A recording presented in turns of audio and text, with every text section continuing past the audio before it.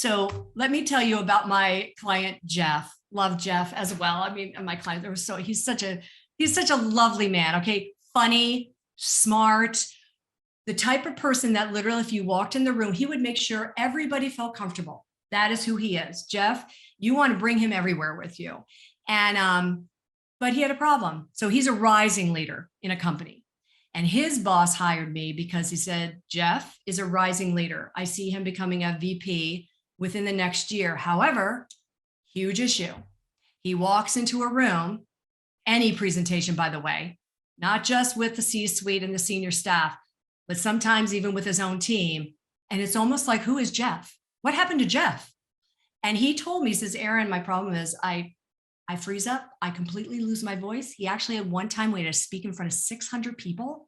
He walked on stage, lost his voice, and had to walk off stage, like Zippo, right? And he says, I don't know what it is. So we were doing the inner game work, really discovering his stories, right? We were discovering the whole part of his inner game, the things that excite him, the stories that go along with that, his values. That was a big game changer for him. And then we got into his stories. He was answering all these.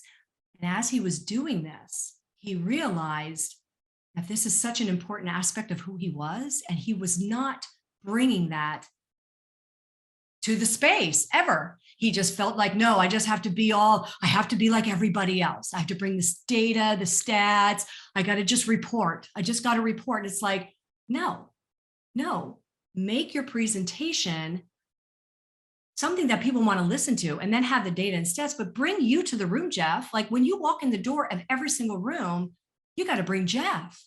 What's stopping you? And it was him rediscovering these stories of who he was and falling back in love with himself and realizing, oh yeah, that's what they want.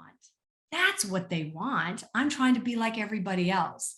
But it took him discovering these rich, incredible stories where he saw himself and how he's making a difference in the world, in his family's life, in his career, and how he grew up. I mean, how he rose up in the ladder and was dismissing all of that, thinking he had to be like somebody else. And as soon as he discovered these stories and started to embrace them and own them, it was like Jeff started showing up in the room and made a huge difference. And what I love about him, and as you can see here, I mean, he even says it was the inner game, but he says, and Erin, it's a practice. I practice it every day.